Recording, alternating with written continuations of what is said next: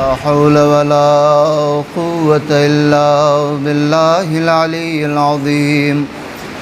أعوذ بالله السميع العليم من الشيطان الرجيم. بسم الله الرحمن الرحيم.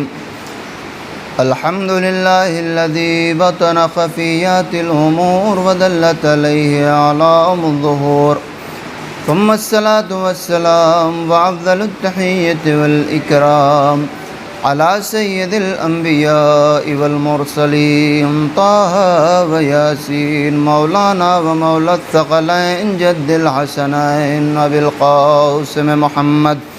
اللهم صل على محمد وآل محمد، لا سيما على أخيه ووصيه ووزيره وخليفته وعلى آله الطيبين الطاهرين المعصومين المظلومين المنتخبين المنتجبين، واللعنة الله الدائمة الباقية من الآن إلى قيام يوم الدين على أعدائهم أجمعين. أما بعد، فقد قال مولانا الإمام علي بن موسى الرضا عليه الصلاة والسلام: بسم الله الرحمن الرحيم. يا ابن الشبيب، إن كنت باكيا فابكي للحسين فإنه ذبح كما يذبح الكبش. ایک صلوات پڑھ دے بار محمد و آل محمد.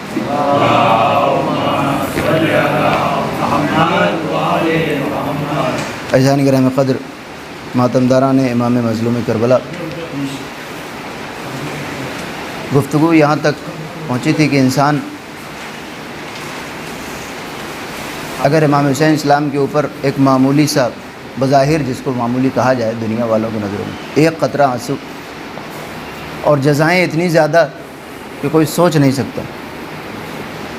ایک تو یہ حدیث کہ جس میں امام نے فرمایا کہ اگر رونا ہو تو میرے جد پہ رویا کرو. دوسرے حدیث میں چھٹے امام ارشاد فرماتے ہیں کہ من بکت عینا ہو. دو تین حدیثیں ایک ساتھ سن لیجئے پھر گفتگو آگے. من بکت عینا ہو دمعۃ لقتل الحسین. اگر کسی کی دونوں آنکھوں میں دو آنسو بھی نہیں، صرف ایک آنسو، قتل اور شہادت امام حسین اسلام کے لیے کسی کی دو آنکھوں میں صرف ایک آنسو کا قطرہ، حتیٰ تسیل علی خدہ، یہاں تک کہ اس کے رخسار پر وہ آنسو آ جائے.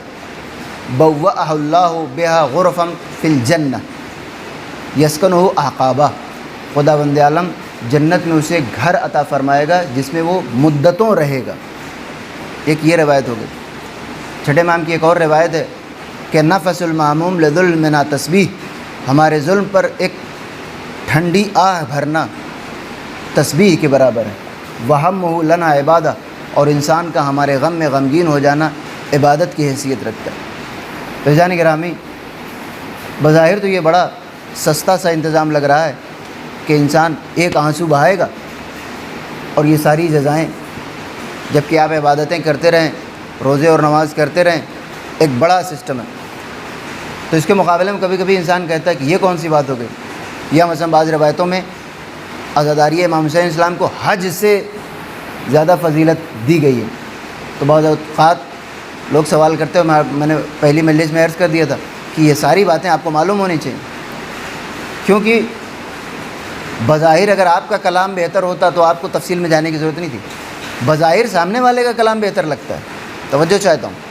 ایک انسان کہہ دے کہ بتائیے آج کے زمانے میں عالمی جنگ لڑنے والے دو ممالک ایک دوسرے کے پاس بیٹھے ہوئے ایک دوسرے سے پیس ایگریمنٹ اور ڈیفنس ٹریٹیز سائن کر رہے ہیں. یہاں پر آپ 14 سال ہو گئے یزید کی جان نہیں چھوڑ رہے ہیں. آگے بڑھنا چاہیے، ہم کو ترقی کرنی چاہیے. تو وہ تو میں نے عرض کر دیا کہ ہمیں کیوں ذکر حسین نہیں چھوڑنا چاہیے. ساری خوبیاں ایک طرف آگے بڑھ جانے کی، لیکن ذکر حسین سے آپ آگے نہیں بڑھ سکتے، اس کا نقصان آپ برداشت نہیں کر پائیں.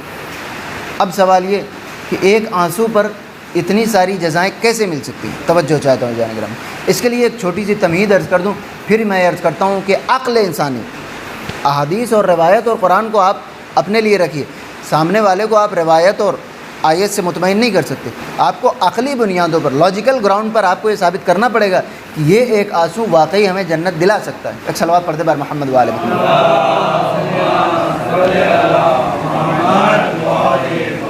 تمہید کے طور پر میں ایک جملہ عرض کر دوں کہ انسان کے اندر احساس جرم یا پہلے جرم ہر جرم آپ کو کمزور کرتا ہے اور دوسرے جرم کی طرف لے جاتا ہے، اور اسی طریقے سے ہر نیکی آپ کو کسی دوسری نیکی کی طرف لے جاتی ہے۔ ورنہ جتنی برائیاں کی گئی ہیں، غیبت کی کسی اور چیز کی برائی نہیں کی گئی۔ غیبت اتنی بری کیوں ہے؟ جبکہ مثلا کسی کی برائی آپ 4 لوگوں کے سامنے کر دیں تو شاید وہ مائنڈ بھی نہ کرے، بنسبت اس کے کہ آپ اس کے گھر میں چوری کر لیں۔ آپ اس کو مثلا ایک ہاتھ لگا دیں بھرے مجمع میں، وہ چوری کرنے کو اور یا تماچا مارنے کو زیادہ برا سمجھے گا اپنی غیبت کرنے کے مقابلے میں۔ حتیٰ یہ کہ مثلا شراب خدا نخواستہ کوئی پینے لگے، لوگ شراب پینے کو زیادہ بڑا گناہ سمجھیں گے۔ ہم اس کے ساتھ بیٹھتے نہیں ہیں، ہم اس کو اپنی برادری سے باہر کر دیتے ہیں جس کے بارے میں سن لے کہ یہ کام کر رہا ہوگا، لیکن غیبت کرنے والا ہمارا دوست بھی ہوتا ہے، ہمارا پارٹنر بھی ہوتا ہے، ہمارا رشتہ دار بھی ہوتا ہے، ہم سے اس سے بیٹھتے ہیں۔ کیوں؟ کیونکہ یہ کلاسیفیکیشن آپ نے کر رکھی ہے۔ شریعت کی نظر میں قیامت کے دن جھوٹ بولنے والا بعد میں بخشا جائے گا، شراب پینے والا پہلے بخشا جائے گا۔ اگر رحمت الہی ہو جائے تو چونکہ خداوند عالم نے جھوٹ اور غیبت کو بڑا گناہ سمجھا ہے۔ کیوں؟ کیونکہ غیبت سے 4 اور لوگوں کو گناہ کرنے کا جذبہ پیدا ہوتا ہے۔ مثلا اگر آپ کہیں کہ وہ جو مولانا صاحب مجلس پڑھنے آتے ہیں زور میں، وہ مثلا یہ کام کرتے ہیں، اس کی بنسبت مثلا صرف میں مثال دے رہا ہوں، آپ خود وہ کام کر لیں تو 4 لوگوں کو اتنا حوصلہ نہیں ملے گا، لیکن جب آپ یہ بیان کر دیں گے کہ یہی کام مولانا صاحب کرتے ہیں تو ایک انسان سوچ سکتا ہے کہ اگر وہ کرتے ہیں تو ہم کر لیں، کیا مسئلہ ہے۔ تو اسلام میں ہر وہ جرم جو کسی دوسرے جرم کی بنیاد بنے وہ زیادہ بڑا جرم ہو جاتا ہے۔ سارا مسئلہ سوسائٹی کو بیلنس کرنے کا ہے۔ دنیا کے جتنے قوانین ہیں سب سماج کو چلانے کے لیے ہی، تو اسلام بھی ایک قانون ہے جو سماج کو چلاتا ہے۔ سماج آپ کی برائیوں سے اتنا ڈسٹرب نہیں ہوتا جتنا برائیوں کے نارملائزیشن سے ہوتا ہے۔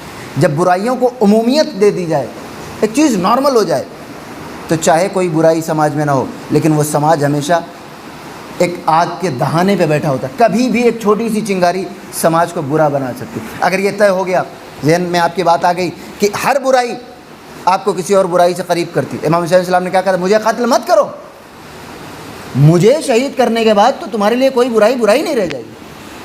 امام حسین علیہ السلام کا خود آخری خطاب جو فرمایا اس میں یہ جملہ ہے بالکل کوٹ ان کوٹ کہ میری شہادت تمہیں جری بنا دے گی، اور وہی ہوا۔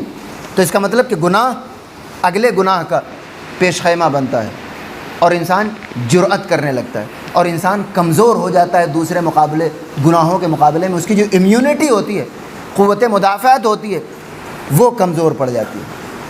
اب اسی طریقے سے جان کریں آج کے زمانے میں ہم اور آپ نہ امام حسین السلام کے ساتھ لڑ سکتے ہیں اور نہ دشمنان نے امام حسین السلام کو قتل کر سکتے ہیں، کیونکہ آج ہمارے سامنے وہ مارکا نہیں۔ اب ہم کیا کر سکتے ہیں؟ اب ہمارے سامنے یہ مرحلہ درپیش ہے کہ کس اچھی ذات سے ہم اپنے آپ کو قریب کر سکتے ہیں۔ جس طریقے سے گناہوں کے پاس جانا آپ کو گناہوں کے لیے اوپن کر دیتا ہے، اسی طریقے سے گناہگار انسان کی مدح سرائی کرنا بھی آپ کو گناہوں سے نزدیک کر دیتا ہے۔ جس طریقے سے اچھا کام کرنا آپ کو اور اچھے کاموں کے نزدیک لے جاتا ہے، اسی طریقے سے اچھے کام کرنے والے کی تعریف کرنا آپ کے اندر اس اچھے کام کرنے کا جذبہ پیدا کرتا ہے۔ توجہ چاہتا ہوں، ایک چھوٹی سی مثال دے دوں، کام وہی رہتا ہے لیکن چونکہ جذبہ انسان کا حقانیت کا ہوتا ہے کبھی کبھی، تو انسان کو اور زیادہ قوت فراہم کرتا ہے۔ میں نے ایک مثال چھوٹی سی عرض کر دی تھی، اسی مثال کو میں آگے بڑھا دوں۔ ایک انسان پہاڑوں کے درمیان راستہ بنا لیتا ہے، آپ کے ممبرا میں بھی شاید پاس میں بنی ہوئی ہے، دریاؤں سے گزر جاتا ہے۔ دنیا کی کوئی ایسی مخلوق نہیں ہے کہ جس کے اوپر انسان نے قبضہ حاصل نہ کیا ہو، لیکن یہی انسان جب اس کے اندر احساس جرم پیدا ہو جاتا ہے تو ایک مریض انسان کی کھانسی اسے 10 میل دور پھینک دیتی ہے۔ چوری کرنے جا رہا ہے لیکن ذرا سا سائرن بجا اور انسان کتنی پیچھے جاتا ہے۔ یہ کمزور کیوں ہو گیا؟ اس احساس جرم کی بنیاد پر۔ ایک انسان کسی کو قتل کرتا ہے، دل میں احساس جرم پیدا ہوتا ہے، لیکن جب یہ احساس جرم زیادہ بڑا ہو جاتا ہے تو انسان اپنے آپ کو سرنڈر کر دیتا ہے۔ ابھی کچھ دنوں پہلے یورپ کی ایک عورت نے اپنے 4 بچوں کو قتل کر دیا تھا، البتہ واقعہ 20-25 سال پرانا تھا۔ اسی سال اس نے اپنے آپ کو یوتنائزڈ کر لیا کہ مجھے زہر کا انجیکشن دے دیا جائے، اب میں جینا نہیں چاہتی۔ اس نے اپنے قتل کو جائز قرار دیا، کس بنیاد پر؟ اس احساس جرم کی بنیاد پر جو اس کے اندر پرورش پا رہا تھا۔ توجہ چاہتا ہوں، یہی قتل جس کی بنیاد پر وہ اپنے آپ کو جائز سمجھ رہی ہے، اپنا قتل جائز سمجھ رہی ہے، جیل میں جلاد جو لیور کھینچتا ہے وہ بھی قتل ہی کر رہا ہوتا ہے، لیکن وہ صرف افسوس کرتا ہے خودکشی نہیں کرتا. کیوں؟ کیونکہ احساس جرم تو ہے لیکن اتنا شدید نہیں ہے. توجہ چاہتا ہوں. رابرٹ اوپن ہائمر جس نے ایٹم بم بنایا, اس نے کہا کہ I have become the death, میں موت بن گیا ہوں. افسوس کر رہا ہے لیکن خودکشی نہیں کر رہا ہے. کیوں؟ کیونکہ احساس جرم تو ہے لیکن اتنا شدید نہیں ہے. توجہ چاہتا ہوں. اب معاملہ شفٹ ہو رہا ہے احساس جرم سے احساس حقانیت کی طرف, کیونکہ اس کو لگ رہا ہے کہ اگر میں یہ ایٹم بم نہیں بناتا تو کوئی اور بنا لیتا. تو احساس جرم تو ہے لیکن تھوڑا بہت احساس حقانیت بھی ہے. جیلر لیور کھینچ کے ایک انسان کو قتل تو کرتا ہے, احساس جرم تو ہوتا ہے لیکن تھوڑا بہت احساس حقانیت بھی ہوتا ہے کہ اگر اس کو نہیں ماروں گا تو یہ 4 آدمیوں کو اور جا کر مارے گا. توجہ چاہتا ہوں. اسی طریقے سے جب انسان اسی قتل کے ذریعے احساس حقانیت کی طرف بڑھتا رہتا ہے تو اس کے اندر وہ جو کمزوری تھی وہ طاقت میں تبدیل ہوتی رہتی ہے. جان سانڈرز کو مارنے کے بعد قتل ہی تھا وہ بھی, لیکن بھگت سنگھ ہندوستانیوں کے ہیرو بنے کہ نہیں بنے؟ بن گئے. کیوں؟ کیونکہ احساس جرم ہلکا پڑ گیا, احساس حقانیت بلند ہو گیا کہ میں اس کو مار رہا ہوں کیونکہ یہ قاتل ہے. توجہ چاہتا ہوں. اس کے بعد ہمارے بہت سارے ایسے آپ کو افراد مل جائیں گے کہ جن کو گلوریفائی کیا گیا قتل کی بنیاد پر. کیوں؟ کیونکہ وہاں وہ چیز جرم سے زیادہ احساس حقانیت کی طرف انسان کو لے جا رہی تھی. آگے بڑھیے, جب یہی احساس حقانیت اور بلند ہو جاتا ہے تو صرف قتل کرنے والے کی تعریف نہیں ہوتی بلکہ تلوار کی بھی تعریف کی جاتی ہے کہ لا فتح الا علی لا سیف الا ذوالفقار. توجہ چاہتا ہوں. اور یہ تعریف کون کر رہا ہے؟ یہ مقدمہ اپنے ذہن میں رکھیے گا کہ جرم آپ کو کمزور کرتا ہے اور حق پر ہونا آپ کو طاقت دیتا ہے. دنیا والے یہ جو احساس حقانیت, مثلا آپ کے شہیدی کہیے بھگت سنگھ, ان کے 2 دوست راج گرو اور سکھ دیو, ان کو آپ گلوریفائی کیوں کرتے ہیں؟ اشفاق اللہ خان کا آپ مجسمہ کیوں بناتے ہیں؟ انگریزوں کی نظر میں وہ جرم ہے یا حقانیت ہے؟ جرم ہے. یہی چیز آپ لندن میں جا کے نہیں کر سکتے کیونکہ یہاں پر اسی چیز کا ڈیمونسٹریشن آپ کو مجرم بنائے گا, لیکن ایک محدود علاقے میں آپ کو ہیرو سمجھا جائے گا. توجہ چاہتا ہوں. تو اب خود بھگت سنگھ کو جزا کون دے گا؟ ہندوستانی دیں گے جن کے لیے انہوں نے وہ کام کیا. یا ان سے اپنے آپ کو جوڑ لینے میں, ان کی یاد تازہ کرنے میں, ان سے اپنے آپ کو اٹیچ کر دینے میں آپ کو جزا کون دے گا؟ ہندوستانی. آپ کو دیش بھکت کون کہے گا؟ وہی جہاں پر وہ قربانی دی گئی. اس کے باہر آپ کو کوئی اپروول نہیں ملنے والی ہے کیونکہ وہ جو کام تھا اس کا دائرہ محدود تھا, تو اس کام کی جزا بھی محدود اور اس کام کی تعریف کرنے پر آپ کی جزا بھی محدود. توجہ چاہتا ہوں. لیکن اگر کوئی کام اللہ کے لیے کیا گیا تو اس کی جزا بھی دنیا میں نہیں, اللہ دے گا. اور اس ذوالفقار سے اپنے آپ کو جوڑ لینے پر یا اس ذوالفقار سے اپنے آپ کو اٹیچ کرنے پر, وہاں پہنچا دینے پر, اس کی تعریف کرنے پر بھی آپ کی جزا دنیا والے نہیں دیں گے, اللہ دے گا. توجہ چاہتا ہوں. اب آ جائیے اس بنیاد پر کہ اگر آپ ایک اچھا کام کرتے ہیں تو اس کی جزا وہی دے گا جس کے لیے آپ نے کیا ہے, یا اگر آپ نے وہ کام نہیں کیا, اس کام کی تعریف کی, تب بھی وہ جزا وہی دے گا کہ جس کے لیے وہ کام کیا گیا یا جس کو اس کام سے فائدہ پہنچا. اب یہ دیکھیے کہ حسین نے میدان کربلا میں کس کے لیے کام انجام دیا. اگر دنیا کے لیے کیا, اگر اپنے خاندان کے لیے کیا, اگر مکے والوں اور مدینے والوں کے لیے کیا, اگر عربوں کے لیے کیا, حتیٰ یہ کہ اگر صرف انسانوں کے لیے کیا تو جزا بھی انسان دیں گے اور کربلائی ہو جانے پر بھی آپ کو جزا انسان ہی دے گا. لیکن اگر میدان کربلا میں امام حسین نے آخری مرحلے پر بھی صرف اللہ کو یاد کیا ہے تو یقین جانیے کہ حسین کے اس کام کی جزا بھی صرف اللہ دے گا اور آپ کے حسینی بن جانے کی جزا بھی صرف اللہ ہی آپ کو دے سکتا ہے. ایک صلوات پڑھ دے بر محمد و آل محمد.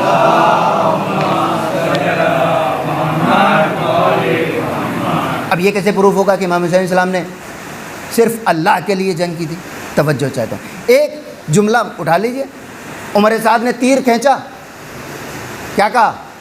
لوگوں گواہ رہنا حسین کی طرف پہلا تیر میں نے چلایا کیونکہ ملک رہ چاہیے تھا. تو جب لوگوں کو گواہ بنایا تو اب عمر سعد کی جزا بھی لوگ دیں گے اور عمر سعد کی حمایت کرنے پہ بھی آپ کو جزا لوگوں سے ہی لینی پڑے گی. لیکن حسین نے کس کو گواہ بنایا؟ عمر سعد نے صرف تیر کھینچا تھا. امام حسین نے اپنا عزیز ترین فرزند, صرف حسین کے لیے عزیز نہیں, پوری دنیا کے لیے عزیز, ہم شکل پیغمبر ہونے کی بنا پر پوری دنیا کے لیے عزیز ترین سرمایہ حسین نے جب راہ خدا میں قربان کرنے کے لیے بھیجا تو لوگوں کو نہیں گواہ بنایا, اللہ کو گواہ بنایا. اے میرے معبود گواہ رہنا, اب تیری بارگاہ میں وہ جا رہا ہے جو تیرے حبیب سے سب سے زیادہ مشابہ تھا. تو حسین نے اگر اپنی شہادت کو خداوند عالم کی راہ میں رکھا تھا, ایک مرحلہ بھی ایسا نہیں ہے کہ جس میں امام حسین نے اپنے بارے میں سوچا ہو, اپنے افراد خاندان کے بارے میں سوچا. آخری وقت, بالکل آخری وقت, انسان کو اپنی اولاد سے محبت ہوتی ہے، مال سے محبت ہوتی ہے، عزت سے محبت ہوتی ہے اور جان سے محبت ہوتی ہے۔ یہ چاروں چیزیں کون زیادہ امپورٹنٹ ہے، یہ اوپر نیچے ہوتا رہتا ہے۔ کبھی انسان عزت کے لیے جان دے دیتا ہے، کبھی جان بچانے کے لیے مال قربان کر دیتا ہے، کبھی اولاد کے لیے وہ مال قربان کر دیتا ہے، کبھی مال کے لیے اپنی جان عزت سب کچھ داؤں پہ لگا دیتا ہے۔ وہ انسان کے اپنے نیچر کے اوپر ہے، یہ اوپر زیادہ ہوتی رہتی ہیں، لیکن یہی چار ہیں: جان، مال، اولاد اور آبرو۔ لیکن ایک مرحلہ وہ آتا ہے انسان کی زندگی میں کہ جب ان میں سے کسی چیز کی پرواہ وہ نہیں کرتا، صرف اپنی جان کی پرواہ کرتا۔ وہ کیا ہے؟ جب یقین ہو جائے کہ بس سیکنڈ 2 سیکنڈ میں یہ جان جانے والی ہے۔ مثلا خدا نہ خواستہ کسی کے اوپر کوئی دھاردار ہتھیار سے لے کر حملہ کر دے، آپ یا کوئی انسان بستر پہ سکون سے سو رہا، اچانک اس کے سر پہ کوئی تلوار لے کے آ جائے اور یہ محسوس ہو کہ بس اب مرا اور تب مرا۔ ایسے مرحلے پر صرف انسان کو فکر یہ ہوتی ہے کہ یہ جان بچ جائے، باقی سب میں سنبھال لوں گا۔ توجہ چاہتا ہوں، اس کے لیے کوئی بہت زیادہ آپ کی عمر ہونے کی ضرورت نہیں، بہت تجربہ یا پڑھائی لکھائی کی ضرورت نہیں ہے، یہ بالکل کوئی راکٹ سائنس نہیں ہے، آپ آسانی سمجھ سکتے۔ ایک مرحلہ وہ میں عرض کر رہا تھا کہ امام حسین السلام نے کربلا میں اللہ کے لیے ساری چیزیں انجام دی ہیں۔ جب یہ ثابت ہوگا تبھی آپ کے ایک آنسو پر اللہ کی جزا درست ثابت ہوگی۔ ایک مرحلہ وہ آتا ہے انسان کی زندگی میں کہ جب وہ صرف اپنی جان بچانا چاہتا ہے، بقیہ پیسہ، اولاد، دولت، آبرو سب بعد میں وہ کما لے گا۔ ابھی فی الحال اس کے لیے یہ امپورٹنٹ ہے کہ یہ مرحلہ کسی طرح میرے اوپر سے ٹل جائے۔ امام حسین السلام نے مخلوق خدا کو کربلا میں جاتے ہی نہیں یاد کیا۔ جب لاشیں لے کر آ رہے تھے امام حسین، اس وقت کسی کو یاد نہیں کیا کہ میرے نانا کی امت کا کیا ہوگا۔ حالانکہ پہلے دن اظہار کر دیا تھا، لیکن پرٹیکولرلی کسی خاص موقع پر یاد نہیں کیا۔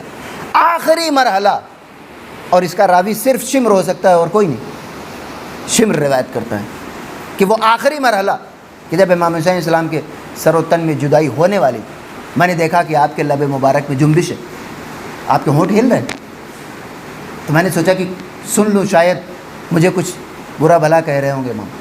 اس نے اپنے کانوں کو نزدیک کیا اور کہتا ہے کہ میں نے سنا کہ امام حسین آخری مرحلے میں بھی اپنے نانا کی امت کی بخشش کی فکر کرتے ہیں۔ یہ وہ مقام ہے کہ جس کی بنیاد پر اب حسین کی نہ جزا دنیا دے سکتی ہے اور نہ ہی حسینی بننے کی جزا دنیا دے سکتی ہے۔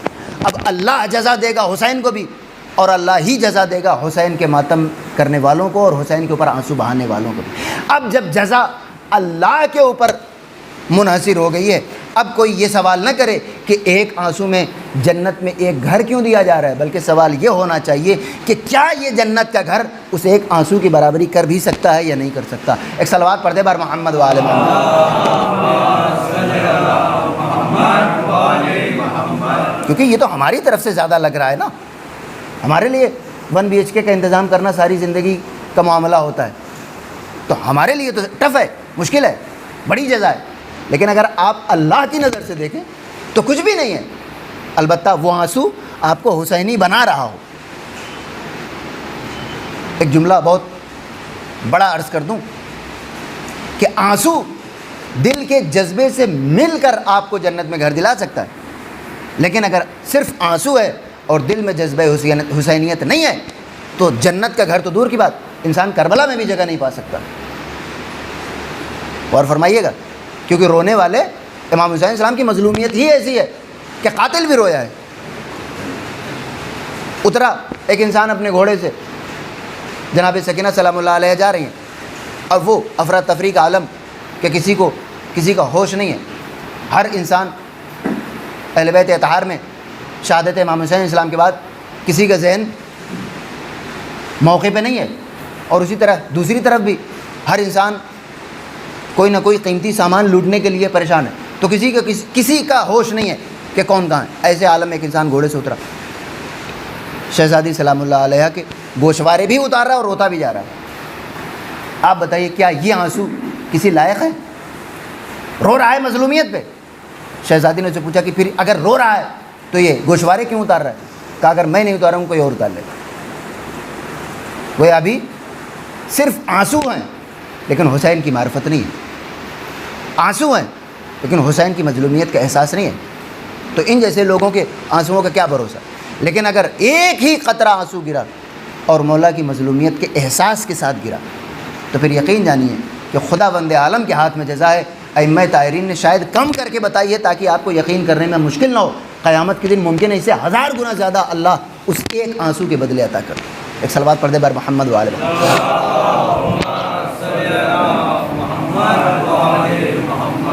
اور یہ بصیرت ہے. بصیرت یعنی واقعیت کا ادراک. اصل مسئلہ کیا ہے وہ آپ کو سمجھنا. مثلا آپ نماز پڑھ رہے ہیں, ممکن ہے آپ کو جزا مل جائے, کیونکہ وہ جو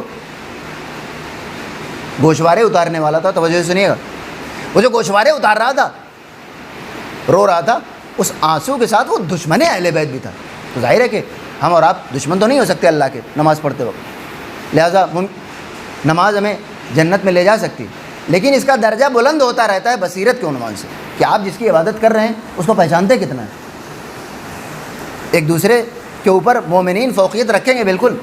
بعض اوقات لوگ کہتے ہیں کہ ہم امام حسین علیہ السلام کے چاہنے والے ہیں, ہماری بخشش تو فکس ہے, یا مثلا ہم فلاں علاقے سے آتے ہیں تو ہماری بخشش تو فکس ہے, ہم فلاں رنگ کے ہیں. تو میں کہتا ہوں ٹھیک ہے, آپ امام حسین علیہ السلام کی مجلس میں آئے اور آپ نماز نہیں پڑھتے, آپ کہتے ہیں ہم بخش دیے جائیں گے, تسلیم کر لیتے ہیں آپ بخش دیے جائیں گے, لیکن یہ تو میں قطعی نہیں مان سکتا.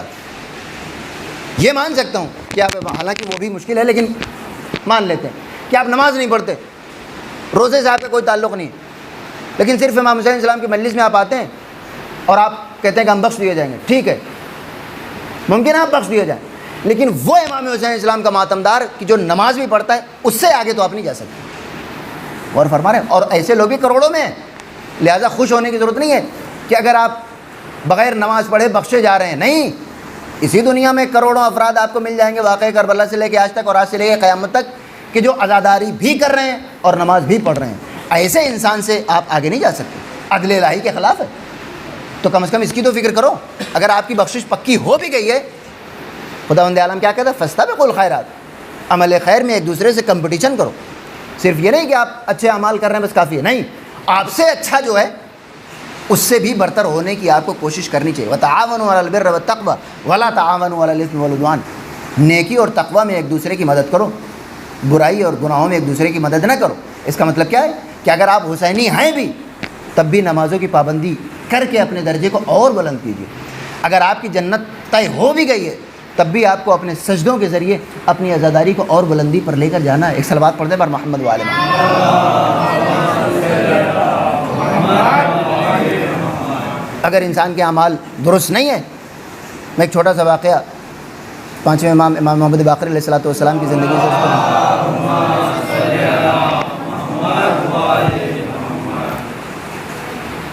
میں نے پچھلی مجلس میں عرض کیا تھا کہ آپ کو ایک دوسرے کے اوپر فوقیت بصیرت کی بنیاد پر, اور ایسا نہیں ہے کہ اصحاب امام حسین علیہ السلام کے لیے کوئی اور شرط تھی, آپ کے لیے کوئی اور شرط ہو جائے گی. آپ بھی کسی لشکر میں جانے کے لیے آمادہ بیٹھے ہیں, تو ایسا تو نہیں ہے کہ کربلا میں کوئی اور شرط تھی, وہ ساری شرطیں آپ کے لیے تھوڑا سا ایزی کر دی جائیں گی. نہیں, وہ سنت خدا اور سنت ولی خدا کبھی تبدیل نہیں ہوتی. وہ مولا کے ساتھ جا رہا تھا. آپ دیکھیے, ایک انسان ہے جو مولا کا دوست ہے. دوست ہونا کوئی معمولی بات نہیں ہے, کتنے اونچے کیریکٹر کا انسان ہوگا, لیکن کتنا الرٹ رہنا ہے آپ کو امام معصوم کے ساتھ. وہ امام کا دوست تھا, بازار میں امام کے ساتھ گیا اور اپنے غلام کو بھیج دیا کچھ لانے کے لیے.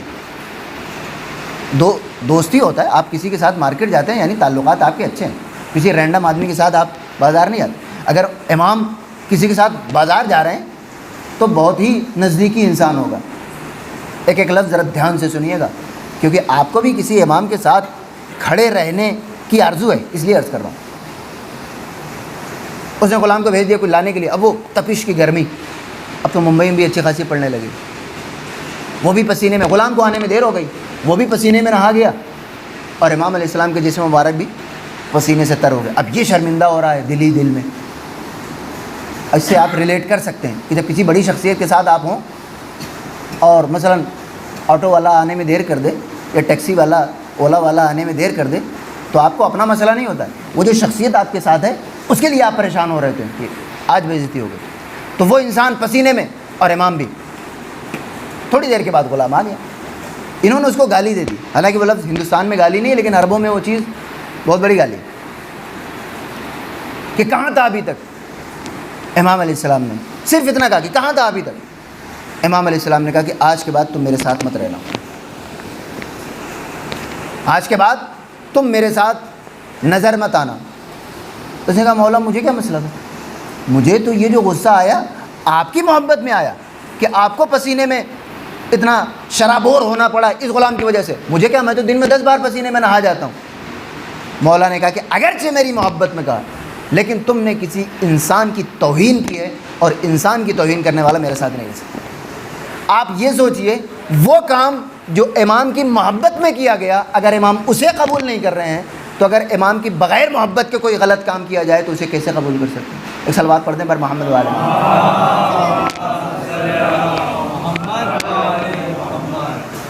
خدا نخواستہ اگر ہم اور آپ گالی دیتے ہوں، حالانکہ امکان نہیں ہے، تو یہ امام کی محبت میں تو نہیں ہے۔ تو جب وہ گالی قبول نہیں ہو سکی، گالی کیا، گالی دینے والا بارگاہ امامت میں قبول نہیں ہو سکا، تو ہم اور آپ کس شمار میں؟ یہ ہوتی بصیرت۔ تھا تو امام کے ساتھ، لیکن اسے پتہ نہیں تھا کہ امام کے لیے پسینے میں ڈوب جانا اتنی بری بات نہیں ہے جتنا کسی ایک غلام یا کمزور انسان کو گالی دے دینا برا ہے۔ یہ ہوتی ہے بصیرت، یعنی آپ کو معلوم ہو کہ امام کیا چاہتے ہیں، اور ہماری نظر میں ہم یہ دنیا میں جو گناہوں کو کلاسیفائڈ کرتے ہیں اپنے حساب سے، اللہ کی نظر دوسری ہے۔ بصیرت یہی ہے کہ ہم اپنا دماغ لگانے کے بجائے اللہ کیا چاہتا ہے اس کو سمجھیں۔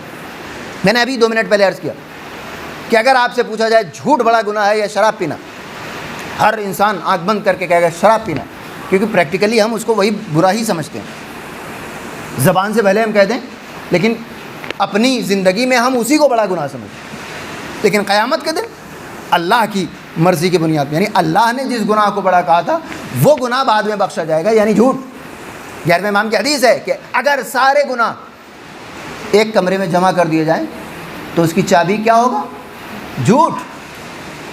اور فرمایا ابو بقیہ سارے گناہ اس جھوٹ کے ذریعے کھلیں گے۔ تو سب سے بڑا گناہ کیا ہوا؟ جھوٹ۔ لیکن ہمارے نزدیک خود اپنے گھر میں ہمارے 2 بھائی ہیں، بزنس کرتے ہیں، 1-2 بار ہم نے ان کو ٹوکا، فیکٹری ہے، کہ یہ کیا طریقہ، ابھی آپ گھر میں بیٹھے ہو، کہا ہاں میں نکل گیا، تو انہوں نے کہا کہ یہ کہنا پڑتا ہے، اور فرما رہا ہے یہ وہی کلاسیفیکیشن ہے کہ یہ کون سا بڑا گناہ ہے؟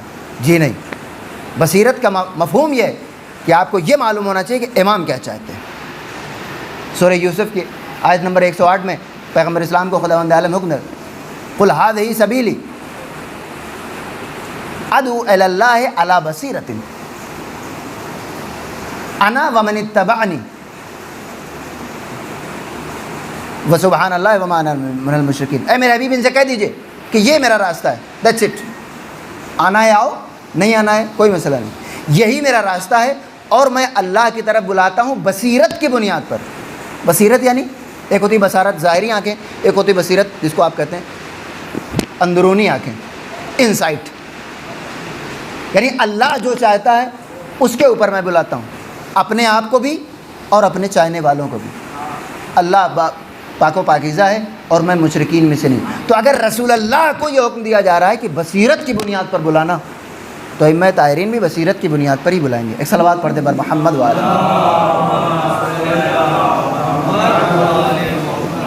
ایک اور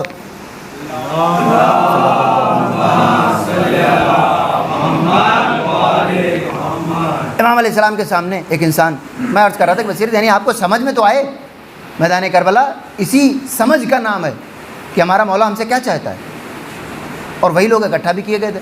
پھر میدان کربلا میں آپ کو امام حسین علیہ السلام کا ایک جملہ بھی نہیں ملے گا کہ اپنے کسی صحابی کو سمجھائے کہ نہیں نہیں یہ مت کرو، ایسا کرو۔ کیوں؟ کہ ان سب کو معلوم تھا کہ امام کیا چاہتے ہیں۔ شاید دوسری تیسری محرم کو میں نے عرض کیا تھا کہ یہ مرجعیت کا پورا نظام اس بنیاد پر ٹکا ہوا ہے کہ ہم یہ سمجھیں کہ امام کیا کہہ کر گئے ہیں، اس کا کیا مطلب ہے، یعنی امام کی بولی ہوئی باتوں کو سمجھنے کے لیے اتنا بڑا سسٹم ہے جس کے بارے میں ہم سوچ بھی نہیں سکتے کہ ہم مرجع بن پائیں گے۔ سب سے بڑی اور سب سے ٹف جاب ہم کسے سمجھتے ہیں؟ مرجعیت۔ وہ کیا ہے؟ امام کی کہی ہوئی بات کو سمجھنا، اور کربلا میں امام کی ان کہی باتوں کو سمجھنا تھا۔ میں امام کسی کو کہہ نہیں رہے کہ ایسا کرو۔ مولا کائنات کا زمانہ ایک انسان مسجد میں نماز پڑھ رہا تھا، ذرا غور سے سنیے گا، خصوصاً نوجوان۔ امام مسجد میں اپنے ایک صحابی کے ساتھ ظاہراً ہمارے یاسر مسجد میں داخل ہوئے اور دیکھا کہ یہ انسان جلدی جلدی نماز پڑھ رہا تھا، نہ رکوع کا پتہ نہ سجدے کا پتہ، جیسے ہم لوگ 6:30 کے بعد جب ظہر پڑھتے ہیں تو جو عالم ہوتا ہے۔ امام رک گئے، اب چونکہ چاہنے والا تھا اس لیے مولانا کہ یہ کون سی نماز ہے؟ ایک جملہ ارشاد فرمایا کہ جیسے کوا اپنی چونچ کو زمین پہ مارتا ہے ایسے نماز پڑھی جاتی ہے۔ اس نے کہا مولا میں ایسے ہی پڑھتا ہوں۔ اچھا ایسے ہی پڑھتے، مطلب آج ہی کی بات نہیں ہے، روز ایسے ہی پڑھتے ہو؟ مولا نے کہا کہ ذرا میرے گھر سے تازیانہ لے کر آؤ تو میں اس کو نماز سکھاتا ہوں۔ تو چونکہ اپنا بندہ تھا اس لیے، ورنہ تازیانہ ہر وقت تو مولا نہیں نکال دیتا، چاہنے والا تھا اور سامنے سے کہہ رہا ہے کہ میں ایسے ہی پڑھتا ہوں۔ اچھا، تو گھر مسجد کوفہ بالکل پاس ہی تھا۔ اب جیسے تازیانے کا نام سنا تو مولا آپ کو تازیانہ منگانے کی کیا ضرورت ہے؟ میں پھر سے پڑھ لیتا ہوں، اگر نماز ہی کا مسئلہ ہے میں پھر سے پڑھ لوں گا۔ ٹھیک ہے پڑھو۔ اب اس نے پھر شروع کی، اب بتائیے وہ کیسی نماز رہی ہوگی دوسری والی؟ ٹھہر کر قرات کے ساتھ رکوع اور سجدے میں اگر اللہم صلی اللہ نہیں تھا تو اس کو بھی ایڈ کر دیا اس نے، ساری چیزیں بالکل، اور اس کے بعد نماز تمام کی، السلام علیکم ورحمۃ اللہ وبرکاتہ۔ کہ مولا اب آپ خوش ہو گئے؟ مولا نے فرمایا وہ پہلی والی نماز بہتر ہے۔ کیوں؟ کیونکہ جیسی بھی تھی تو نے اللہ کو دکھانے کے لیے پڑھی، یہ نماز تو نے صرف مجھے دکھانے کے لیے پڑھی۔ تو وہ کام کہ جو امام معصوم کو دکھانے کے لیے کیا جائے، امام معصوم اسے قبول نہیں کرتے، تو اگر دنیا کو دکھانے کے لیے کوئی کام کیا جائے تو بارگاہ امامت میں کیسے قبول ہوگا؟ اور فرما رہے ہیں اس کو کہتے ہیں بصیرت، یعنی آپ سمجھیں کہ آپ کا مولا آپ سے کیا چاہتا ہے، یہ نہیں کہ ہمارے دماغ میں ایک بات آ گئی۔ مسئلہ آج یہ بھی ہے، ایک چیز کسی کو کچھ سمجھ میں آئی وہ آ کر پورے محلے کو اسی پہ لگانا چاہتا ہے۔ نہیں، پہلے ٹھہر جائیے، سوچ لیجئے، ائمہ طاہرین کی سیرت کا مطالعہ کر لیجئے، پڑھ لیجئے کہ انہوں نے اپنے صحابہ کے ساتھ کیسا رویہ اختیار کیا۔ آج ایک انسان کوئی عمل کرتا ہے سوچتا ہے یہی رسول اللہ کہہ کر گئے، ایک بار دیکھ لو کہ رسول اللہ نے اپنے صحابیوں کو کتنی بار کسی عمل سے روکا ہے۔ تو ان کے ساتھ رہنے والے جب لغزش کر سکتے ہیں تو کیا ہمیں اپنے کسی فکر پر یا اپنے کسی عمل پر دوبارہ ری چیک کرنے کی ضرورت نہیں ہے؟ ہمارے ایک انسان کو مثلا فلاں روایت ضعیف ہے، فوراً آ کر ممبر سے وہ پبلک کو چاہتے ہیں کہ اسی دن ساری عوام سے ایک ہی جھٹکے میں ساری روایتیں قبول کروا لیں۔ نہیں، آپ اس کو ذرا سا ہضم کر لیجئے۔ 40,000 آلموسٹ 39,000 کچھ ہے، یعنی تقریباً 40,000 روایتیں ہیں آپ کے پاس، وہ 4 کتب اربعہ کی، اور آپ 2 روایتیں پڑھ کر سوچتے ہیں کہ بھائی یہی میں جا کر سارے ممبرا سے منوا لوں۔ نہیں ہو سکتا۔ ائمہ طاہرین علیہ السلام نے کیا کہا ہے اور کس چیز کا مطالبہ کیا، جب تک آپ اس کو نہیں سمجھیں گے کربلائیت کے درجے پر آپ نہیں پہنچ سکتے۔ کربلا اسی کا نام ہے۔ امام حسین السلام نے کہا تھا کہ جیسے صحابی میرے پاس ہے کسی کے پاس نہیں تھے، دوسرے صحابہ بھی تھے اچھے، لیکن کربلا کا لیول یہ ہے کہ ایک انسان بھی ایسا نہیں ہے کہ جس کو کوئی بات امام حسین السلام کو سمجھانی پڑی ہو۔ امام نے کہا چلے جاؤ، چلا جاتا کوئی اٹھ کے؟ لفظ تو امام کا یہی کہہ رہا تھا کہ جاؤ جنت کی ضمانت لیتا ہوں، امام کے کہنے کے بعد جنت بھی فکس ہو گئی۔ اب یقینی طور پہ پتہ ہے کہ کوئی ایک انسان بھی جنت سے محروم نہیں رہنے والا ہے، پھر کیوں رکے؟ مرضی کی بنیاد پر۔ اور ایسا نہیں ہے کہ امام ہماری اور آپ کی طرح تکلفاً کہہ رہے تھے، جیسے ہمارے یہاں کہتے ہیں نہیں آپ چلے جائیے، اور جو بیچارہ چلا جاتا ہے تو 4 باتیں سناتے ہیں، اتنا بھی نہیں سمجھ میں آتا ہے کہ مجھے ضرورت ہے، میں کہہ رہا ہوں تو سچ میں چلے گا۔ امام ایسا نہیں کر رہے تھے، اگر امام کہہ رہے ہیں کہ چلے جاؤ اور کوئی چلا جاتا تب بھی وہ جنت میں جاتا ہے، کیونکہ امام تکلف کی بنیاد پر کچھ نہیں کہتے ہماری آپ کی طرح۔ تو یہ بھی طے تھا کہ جنت پکی ہے، اس کے باوجود اس بات کا احساس کیا کہ امام حسین اسلام کے ساتھ رہنا بہتر ہے یا جانا بہتر ہے۔ 2 بھائی سگے تھے، قرظہ بن کعب انصاری مولا کائنات کے صحابیوں میں سے تھے، اور مولا کائنات کے ساتھ جنگ کی تھی۔ ان کے 2 بیٹے تھے، ایک عمرو بن قرظہ بن کعب انصاری اور ایک زبیر بن قرظہ بن کعب انصاری۔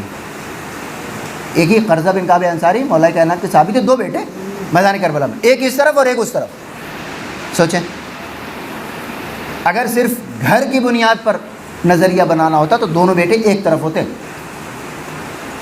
اگر محلے کو دیکھ کر اپنی لائن آف تھنکنگ یا اپنا نظریہ طے کرنا ہوتا تو دونوں بھائی ایک طرف ہوتے۔ لیکن ایک بھائی امام حسین السلام کی طرف جس میں طے شدہ بات ہے کہ شام ہوتے ہوتے گلا کٹ جائے گا، اور دوسری طرف طے شدہ بات ہے کہ کچھ نہ کچھ انعام ملنے والا ہے۔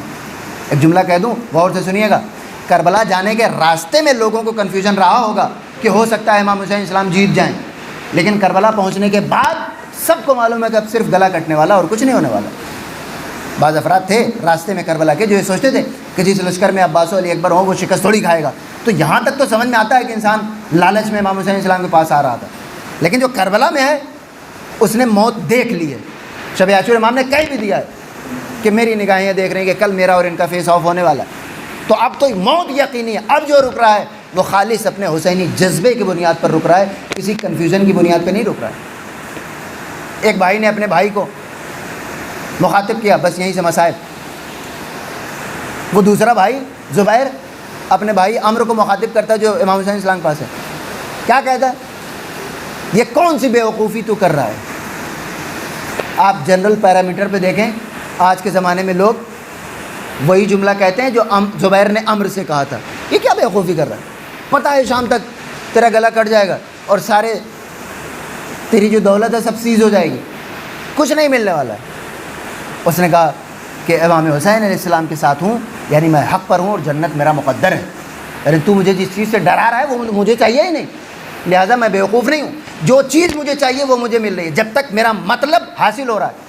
تو اپنے مطلب پہ ہے، تو ٹھیک ہے، مجھے میرا مقصد حاصل ہو رہا ہے، لہٰذا میں بیوقوف نہیں ہوں۔ یہ چیز کہاں سے پیدا ہوئی؟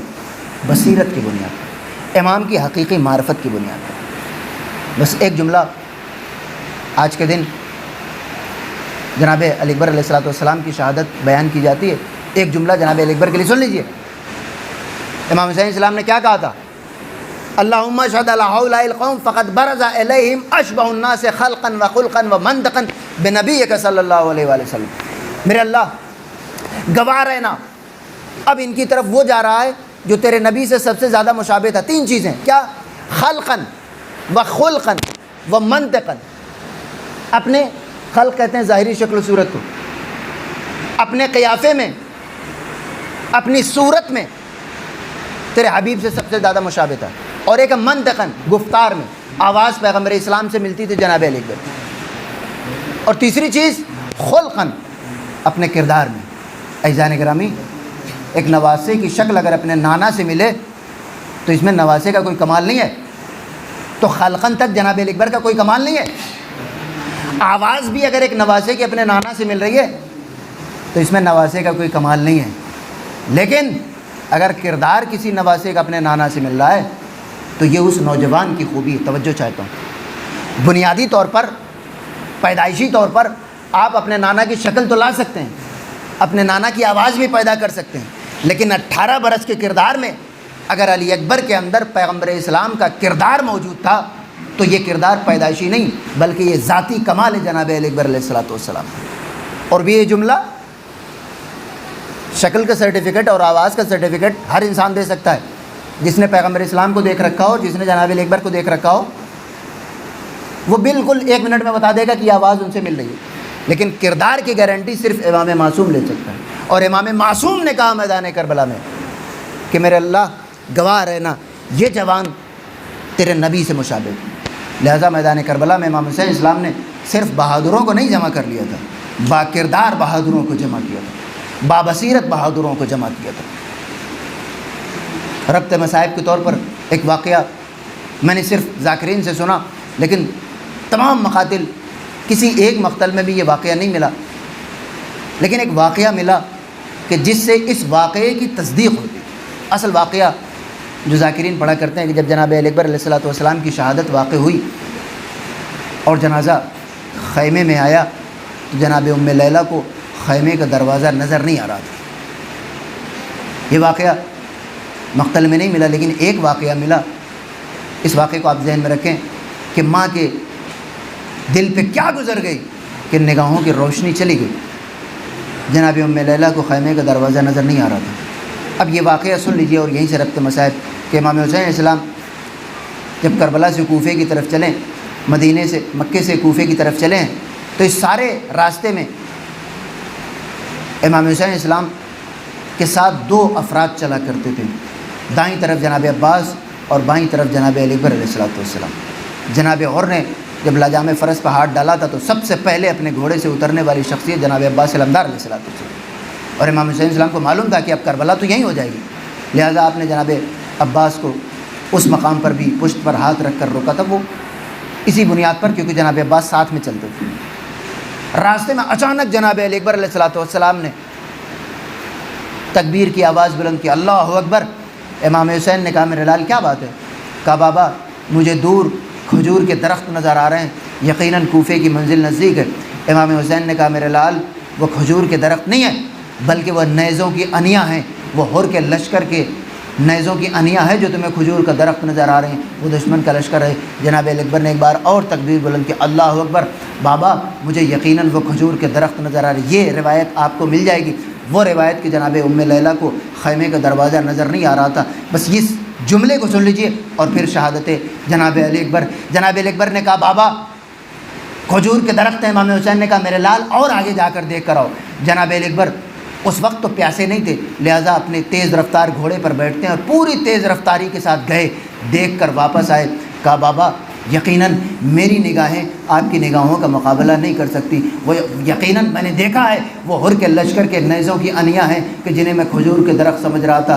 اجرکم اللہ، یہ واقعہ تمام ہو گیا، بس ایک لمحے کو اپنے دل پر ہاتھ رکھ کر بتائیں کہ امام حسین علیہ السلام کی وہ قوت بصارت، وہ قوت نگاہ کہ جس کا مقابلہ جوان علی اکبر کی نگاہیں نہیں کر سکتی تھیں۔ شہادت علی اکبر کی خبر سنتے ہی اس حسین کے اوپر کیا گزر گئی کہ ایک جملہ کہا، یا بنیا دنیا بعدک لفا، اے میرے لال علی اکبر تمہارے بعد یہ دنیا حسین کی نگاہوں میں تاریک ہو گئی۔ ارے شہادت علی اکبر اگر حسین کی نگاہوں کی روشنی چھین سکتی ہے تو ام لیلہ کی نگاہوں سے روشنی کا چلا جانا کوئی بعید نہیں ہے۔ اجرکم اللہ۔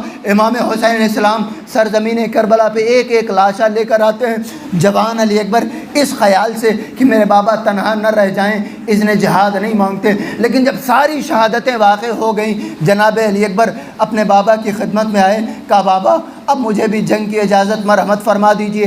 حسین کے پاس جب علی اکبر کے پہلے عباس کو اجازت دے چکے، اور محمد کو اجازت دے چکے، ہور کے جوان بیٹے کو یہ کہہ کر اجازت دے دی کہ ضعیف باپ کے سامنے جوان بیٹا زندہ رہے مناسب نہیں ہے، لہذا اب امام حسین علی اکبر کو روکنے تو سکنے والے نہیں ہیں، کسی جملے کے بنیاد پر تو علی اکبر کو نہیں روکا جا سکتا، لہذا امام حسین علیہ السلام ایک جملہ کہتے ہیں، اے میرے لال مجھ سے پہلے جا کر زینب سے اجازت لے لو کہ جس نے 18 برس تمہیں پالا ہے، شاید کچھ دیر یہ جوان لال میرے پاس اور رہ جائے۔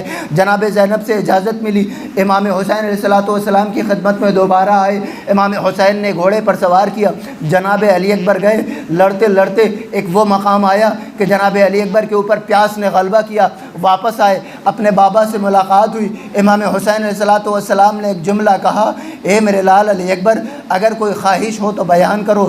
ضعیف باپ سے جوان بیٹے نے غربت کے عالم میں ایک عجیب ترین سوال کر لیا۔ کہا بابا کاش ایک گھونٹ پانی مل جاتا تو میں انہیں جعفر و حمزہ اور حیدر کی جنگ یاد دلا دیتا۔ اجرکم اللہ۔ امام حسین علیہ السلام نے کہا میرے لال یہ کیسا سوال کر لیا، یہ آخری وقت میں تم نے کیسی فرمائش کر لی کہ اس ضعیفی میں میں تمہاری یہ فرمائش پوری نہیں کر سکتا۔ اے میرے لال میرے پاس پانی تو نہیں ہے لیکن یہ انگشتری اپنے دہنے مبارک میں رکھ لو، اس سے فاقہ ہوگا۔ جناب علی اکبر بس آخری منزل عزادارو، جناب علی اکبر نے وہ انگوٹھی اپنے دہنے مبارک میں لی اور جنگ کرنے چلے گئے۔ جنگ کرتے کرتے ایک آواز گونجی، یا بتاؤ علیکہ منی سلام، اے بابا آپ کے اوپر میرا سلام ہو، یعنی اے بابا میں آپ کو مدد کے لیے نہیں بلا رہا ہوں، میں سلام آخر بھیج رہا ہوں، کو آپ کے آنے کی ضرورت نہیں ہے۔ علی اکبر نے اپنی طرف سے تو یہ احتیاط کر لی ایسے الفاظ استعمال کروں کو بابا کو آنا نہ پڑے، لیکن وہ حسین جو جان جیسے غلام کی تربت پہ گیا ہو، وہ حسین جو سعید و زہیر و مسلم کے جنازے اٹھانے گیا ہو، وہ حسین ہم شکل پیغمبر کے جنازے پہ نہ جائے، ایسا ممکن نہیں تھا۔ حسین کبھی گرتے ہیں، کبھی کھڑے ہوتے ہیں، کبھی بیٹھتے ہیں، کبھی کھڑے ہوتے ہیں، یا علی کہتے ہوئے علی اکبر کے جنازے پہ پہنچے۔ علی اکبر نے اپنے بابا کو جیسے ہی دیکھا، پہلا خیال یہ ذہن میں توجہ چاہتا ہوں عزاداران مظلوم کربلا ایک لمحے کے لیے غور کرے اس واقعے پر۔ امام حسین پہنچتے ہی کہتے ہیں اے میرے لال کہاں تکلیف ہے؟ علی اکبر کا جواب تکلیف والا نہیں، کہتے ہیں بابا میرے سرہانے دادا علی آئے ہوئے ہیں، ہاتھوں میں جام کوثر لیے ہوئے ہیں۔ حسین کا سوال کچھ اور ہے، علی اکبر کا جواب کچھ اور ہے۔ اس کو سمجھا ہی نہیں جا سکتا جب تک علم علی اکبر کو سامنے نہ رکھا جائے۔ ارے علی اکبر بخوبی جانتے ہیں، ابھی میں نے اپنے بابا سے پانی مانگا تھا، میرے بابا مجھے پانی نہ پلا سکے، اب جیسے ہی میں اپنے سینے کی تکلیف کا تذکرہ کروں گا میرے بابا کے ذہن میں پہلا خیال ہی آئے گا کاش میں نے اپنے لال کو سیراب کر دیا ہوتا، کاش میں نے اپنے بچے کو پانی پلا دیا ہوتا۔